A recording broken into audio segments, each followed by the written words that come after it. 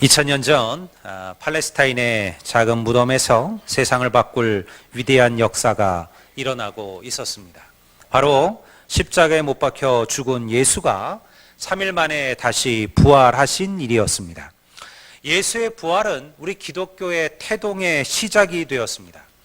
만약 예수님께서 아무리 3년 동안 기적을 행하시고 죽은 자를 살리시고 병든 자를 고치시고 위대한 말씀을 가르치셨다 할지라도요, 만약 주님께서 3일 만에 부활하지 아니하셨다면 주님의 그 가르치신 모든 것들은 헛것이 되었을 것입니다. 그러나 주님께서는 죽음에서 다시 부활하심으로써 그가 하나님의 아들이라는 것과 그리고 그가 전한 모든 말씀이 진리라는 것을 확증하셨습니다. 그리고 2000년 동안 교회는 이 예수님의 부활을 가장 중요한 절기로 지켜왔습니다. 초대교회는 사실 추수감사절이나 그리고 성탄절에 대한 절기는 지키지 않았어요. 성탄절이나 그리고 추수감사절이 지켜진 역사는 훨씬 더 뒤입니다. 성탄절은 로마가 기독교를 공인하고 난 이후에 말 그대로 AD 300여년이 훨씬 지나고 난 다음부터 성탄절이 생기기 시작했고요. 그리고 추수감사절은 사실은 청교도, 우리 종교개혁이 일어난 이후에 사실은 생겨난 절기라고 볼 수가 있습니다. 물론 맥주감사절이 있긴 했었지만요. 그러나 부활절은 달랐어요. 부활절은 기독교가 시작되던 그때부터 그들은 부활에 대한 소망을 가지고 살았어요. 여러분, 이렇게 성도들이 예배하러 한 곳에 모이면요, 그들이 가장 첫 번째 했던 인사는 무엇이냐면 바로 예수님께서 부활하셨습니다 라는 인사였습니다. 우리는 지금 만나서 한 주 동안 편안하셨습니까? 잘 지내셨습니까? 잘 오셨습니다, 이런 인사를 나누지만요, 초대교회 성도들은 서로 얼굴을 볼 때마다 그들이 던졌던 첫 인사는 바로 예수님께서 죽음에서 부활하셨습니다, 바로 이 부활의 고백을 했다라는 거예요. 그 부활이야말로 기독교를 기독교답게 만들었기 때문에 그렇습니다. 2000년 동안 수많은 환난과 박해 가운데서도 그리스도인들이 그들의 믿음을 지킬 수 있었던 것은 그들이 부활의 소망을 가지고 살았기 때문에 그렇습니다. 여러분들이 나중에 로마나 터키나 여러분들 순교자들의 순례를 갈 수 있는 시간이 되신다면 여러분들이 그 현장을 보시게 될 겁니다. 저는 터키에서 당국의 권력자들의 혹독한 박해를 피해 땅속 수십 미터의 굴을 파고 그리고 그 암흑 속에서 살았던 그런 대림구 위의 현장을 보았습니다. 박해를 피해 그들은 그 동굴 속에서 살아갔습니다. 그 캄캄한 동굴 구석구석마다 투박하게 손으로 깎아서 만든 예배당과 그리고 돌로 지어진 강단들이 그 안에 있었습니다. 그리고 그 벽면에는요, 부활하신 예수님의 모습이 조각되어져 있었습니다. 성도들은 그 절망의 상황 속에서도 그들은 예수의 부활을 꿈꾸며 자신들의 부활을 기대하며 그 소망을 가지고 살아갔어요. 그들은 죽어가면서도 부활하신 주의 이름을 찬양했습니다. 왜냐하면 언젠가 그들도 주와 함께 더불어 부활의 소망을 이룰 것임을 알고 있었기 때문입니다. 사랑하는 성도 여러분, 우리는 그저 이 땅의 삶을 살아가는 자들이 아닙니다. 우리의 삶은 여기서 끝나는 인생들이 아닙니다. 우리가 진정으로 살아가야 될 본향은 사실은 여기가 아니에요. 성경은 말하기를 너희가 이 땅에서는 나그네요 순례자라 그렇게 이야기하고 있습니다.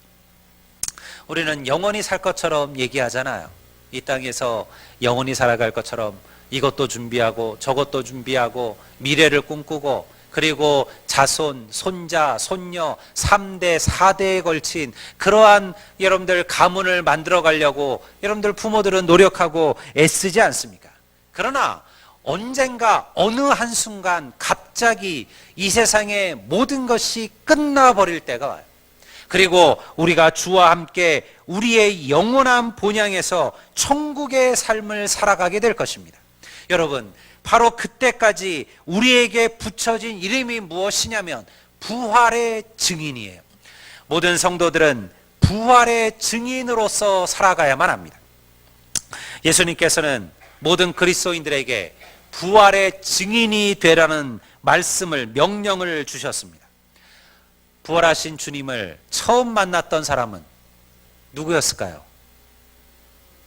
누가 가장 먼저 주님의 부활하신 주님을 만났을까요? 마리아였어요. 막달라 마리아가 주님의 부활을 가장 먼저 보았어요. 베드로가 아니었습니다. 예수님의 수제자 베드로도 아니고 사랑받는 제자 요한도 아니고요. 그리고 여러분들 또 다른 안드레나 이런 제자들이 아니었어요. 부활의 증인을 처음 만났던 사람은 바로 여자였던 막달라 마리아였습니다. 아마도 성경의 저자가 성경을 조금 더 세상 사람들이 믿을 만한 이야기로 적으려고 했다면요, 아마도 예수의 부활을 처음 봤던 사람을 여자였던 막달라 마리아로 기록하지는 않았을 겁니다. 아마 베드로나 요한이나 야고보나 그런 이들로 기억했을 거예요. 왜냐하면 그 당시에 여인들의 말들은 사실은 믿을 만하지 못하다라고 사람들은 생각하기 때문에 그렇습니다. 어떤 이들은 그런 농담도 해요. 왜 하필이면 막달라 마리아냐, 수많은 사람들 놔두고 예수님의 12제자 놔두고 왜 여자였던 막달라 마리아에게 예수님께서는 부활하신 자기의 모습을 처음 보이셨을까? 그 답이 뭐냐면 뭐 이렇게 말하기 좀 그렇지만요, 여자들이 입이 싸서 그렇대요. 그래서 빨리 부활을 전하라고. 이거 얼마나 좋은 소식이에요. 그냥 여러분들 누구 뭐 모략하고 말이야, 누구 비난하고 이런 말 말고요. 뭐 이건 우스갯소리를 하는 얘기입니다. 예수님께서 부활의 소식을 빨리 전하라고. 근데 그 말대로 했어요. 주님의 부활을 본 막달라 마리아는요, 달려갔습니다. 그리고 여러분들 시리에 빠져있고 좌절에 빠져있던 12제자들을 찾아갔습니다. 그리고 그들에게 선포합니다. 예수 그리스도께서 부활하셨습니다. 주님께서 다시 살아나셨습니다. 내가 바로 그 주님을 보았습니다. 여러분, 그 막달라 마리아 얘기를 듣고 12제자가 다름질쳐 예수가 묻혔던 무덤으로 달려갔고요. 그리고 주님의 부활을 보게 된 거죠. 이것이 바로 부활의 증인이에요. 부활의 증인으로 산다는 것이 무엇입니까? 예수님께서는 오늘 이 말씀을 우리에게 남기셨습니다. 하늘과 땅의 모든 권세를 내게 주셨으니 그러므로 너희는 가서 모든 민족으로 제자를 삼아 아버지와 아들과 성령의 이름으로 세례를 주고 내가 너희에게 분부한 모든 것을 가르쳐 지키게 하라. 부활의 증인해야 될 첫 번째는요, 모든 민족으로 제자를 삼으라는 거예요. 그리고 두 번째는요, 세례를 베풀라는 것입니다. 그리고 세 번째는 바로 그들에게 주님께서 분부한 모든 것을 가르쳐 지키게 하라는 것이죠. 우리는 이 세 가지를 통틀어서 선교라고 부릅니다. 부활의 주님께서 우리에게 맡기신 사명은요, 바로 선교의 사명이에요. 민족으로 제자를 삼고 제자 삼은 그들에게 세례를 주고 그리고 세례 베푼 그들에게 주의 말씀을 가르쳐서 주의 말씀대로 세상에서 살아가게 만드는 것. 여러분, 그것이 오늘날 부활의 증인들에게 주어진 사명이라는 것입니다. 여러분, 그래서 선교는 너무너무 중요한 거예요. 오늘 우리가 그저 우리끼리 예수님 부활했습니다, 즐거워하고 행복해하기 위하여 여러분 이 부활절을 맞이하는 게 아닙니다. 부활절은 우리에게 다시 한번 선교에 대해서 생각하게 합니다. 전도에 대해서 우리의 마음을 세우게 합니다. 한 영혼의 귀함과 소중함을 깨닫게 하는 거예요. 이것이 바로 부활의 의미예요. 우리끼리 즐거워하고 좋아하기 위하여 이 날을 만든 것이 아닙니다. 선교의 열정을 새롭게 하고 우리를 복음의 증인으로 세상에 보내시는 그 출정식을 행하는 날이 바로 부활절이에요. 근데 많은 이들이 이 부활절의 그 감격과 기쁨을 잘 알지를 못해요. 왜냐 그러면 사실은 주님을 향한 고난을 모르기 때문에 그렇습니다. 더 나아가 내가 하나님 앞에 어찌할 수 없는 죄인이라는 것을 알지 못하기 때문에 그렇습니다. 그렇기 때문에 예수의 부활이 우리에게 별로 와닿지가 않는 거예요.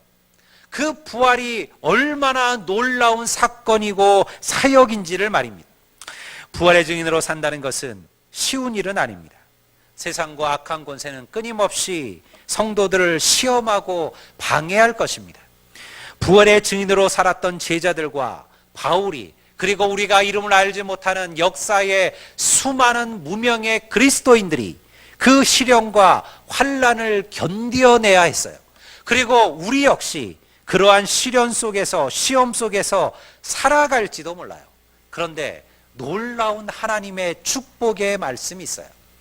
아무리 세상이 우리를 어렵게 하고, 세상이 우리를 흔들고 우리를 무너뜨리려 하고 우리를 고통스럽게 해도요, 절대 성도들이 넘어지지 아니하고 낭망하지 아니하고 좌절하지 않는 이유가 우리 오늘 말씀에 있어요. 그것이 무엇입니까? 볼지어다 내가 세상 끝날까지 너희와 항상 함께 있으리라. 여러분, 이 고백이, 이 약속이 오늘 우리 아들레안교회와 우리 성도들에게 주어지는 약속임을 믿으시기를 주의 이름으로 축원합니다.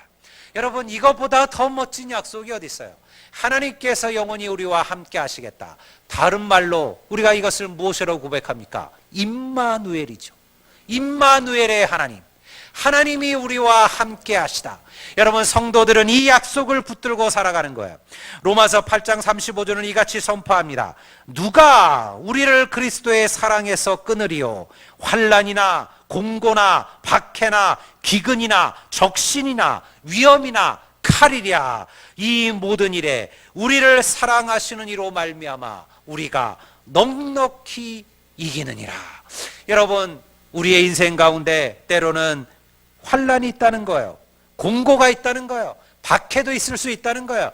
배고픔도 있고, 여러분들 적신도 있고, 위험도 있고, 칼의 위협도 있다는 거예요. 그러나 그것이 우리를 그리스도의 사랑에서 끊을 수가 없다라는 것입니다. 여러분, 그래서 저는 가끔 이런저런 조그마한 문제, 조그마한 시련, 별거 아닌 이야기로, 혹은 때로는 누가 보아도 아주 고통스러운 환난과 시련 속에서 그것을 견뎌내지 못하고 믿음을 저버리는 이들을 볼 때마다 가슴이 안타까워요. 그들이 왜 이 사실을 모르냐는 거예요. 하나님께서 세상 끝날까지 우리와 함께 하신다.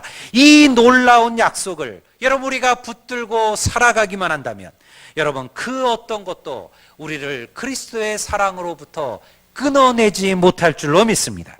사랑하는 여러분, 주의 복음을 전하는 일에 힘쓰십시오. 교회는 다른 게 부흥되는 게 아니에요.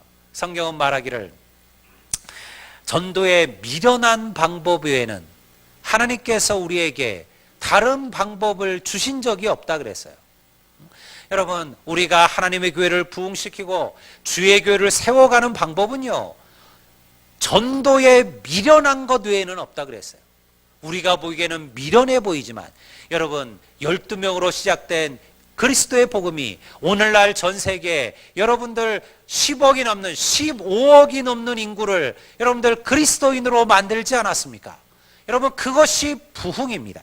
교회는 끊임없이 부흥되어야만 합니다. 여러분, 그것은요, 부흥의 목적이 아니라 하나님의 복음을 전하는 사명을 감당해야 된다는 거예요. 하나님께서는 여러분들을 통하여 또 누군가를 전도하기를 원하시고 선교하기를 원하시고 나를 통하여 또 누군가를 하나님의 전으로 인도하기를 원하신다는 거예요. 이것이 바로 부활의 증인이에요. 나는 약하고 내가 전하는, 나는 약하지만 여러분, 우리가 전하는 예수는 강하고 크십니다. 나는 부족하지만 부활의 주님은 완전하십니다. 주님 외에 다른 소망은 없습니다.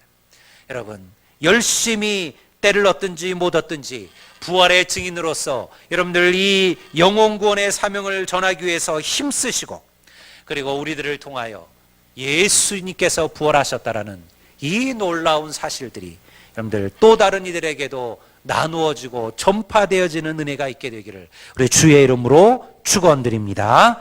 우리 다시 한번 옆 사람과 우리 한번 인사하시겠습니다.